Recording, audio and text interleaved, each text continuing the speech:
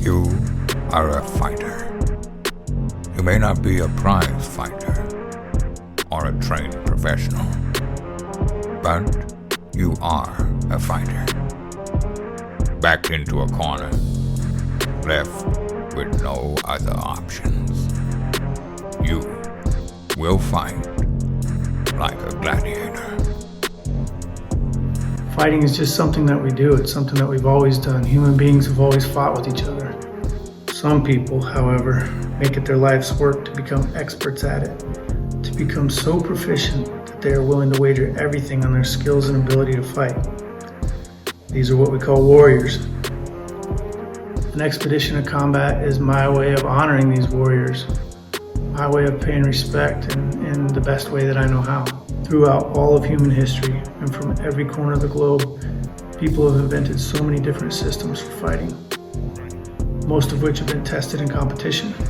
Competitive martial arts are practiced all around the world today. Some of them are thousands of years old.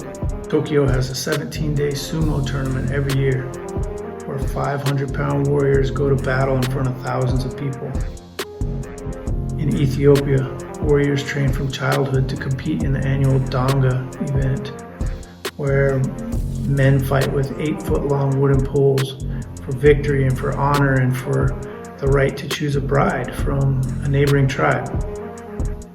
There are Dambe fighters in Nigeria, where the fighters wrap one hand in rope and essentially make it into a club and they go to war. Muay Thai fighters in Bangkok, Jiu-Jitsu fighters in Brazil, and all around the world. An expedition of combat is my mission to explore and sculpt fighting in all of its forms. I've had a great 20-year career in commercial art. I've designed and built small and large-scale art from almost every medium. For hotels, theme parks, restaurants, and lots of other public spaces. That career is coming to an end, and my career in fine art has begun. This line of sculptures will be the rest of my life's work. After experimenting with every material I could find for the past 2 decades, I've settled on clay sculpture and bronze casting. Why bronze? Because it's perfect.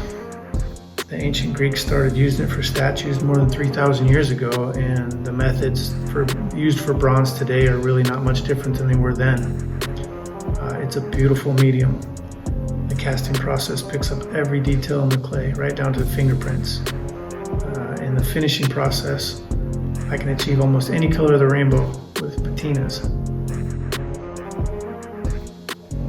I once heard that often the only thing left of a lost civilization is the art that was left behind. For some reason, we treasure these ancient works of art. Thousands of years from now, Expedition of Combat will fill museums and galleries around the world so that the stories of these warriors will live on through my art. Thank you for joining an Expedition of Combat, where my good friend Joshua will change the world of fine art forever.